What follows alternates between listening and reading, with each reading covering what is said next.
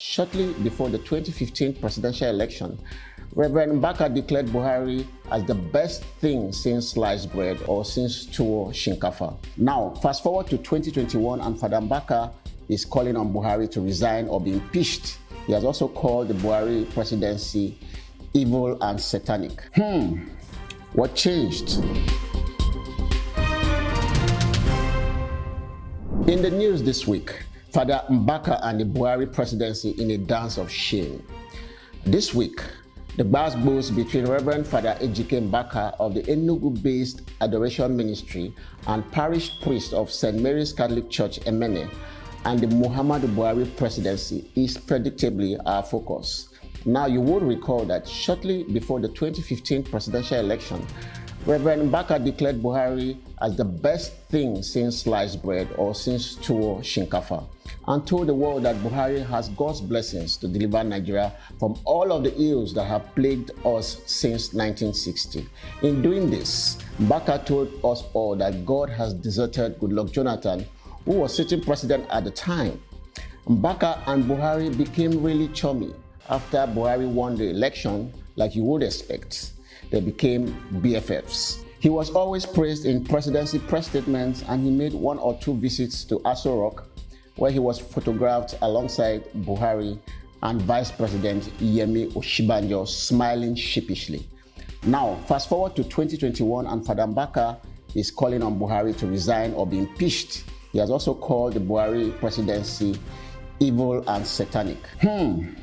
What changed? The presidency says it is because our very own Father Mbaka was denied government contracts. Mbaka replies by saying, yes, he took 3 white men to meet Buhari to secure a contract that would have saved Nigeria from Boko Haram and banditry, and that he wouldn't have benefited from this contract in any case. And when they talked about giving Father Mbaka a contract, I don't want to talk about that because I was laughing. It's a laughable, childish accusation. Whoever is saying that is a shame to himself and shame to the people he's representing.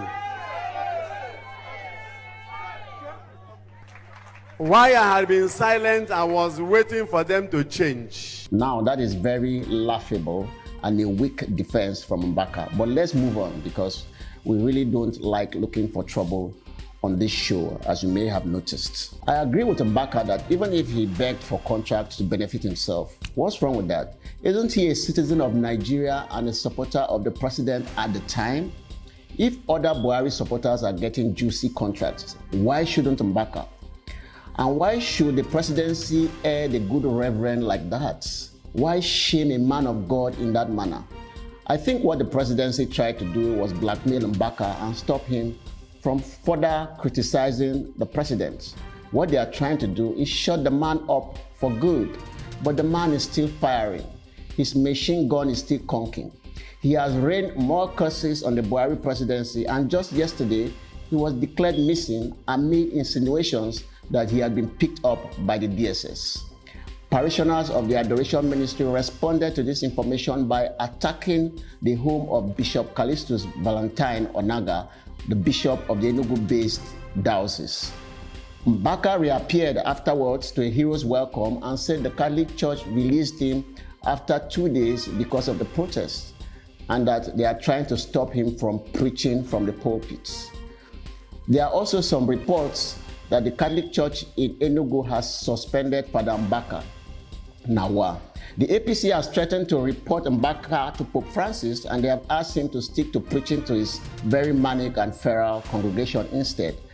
While we agree with the APC that the Pope must hear this, we think that there is nothing wrong with men of God dabbling into politics or criticizing government from the pulpit.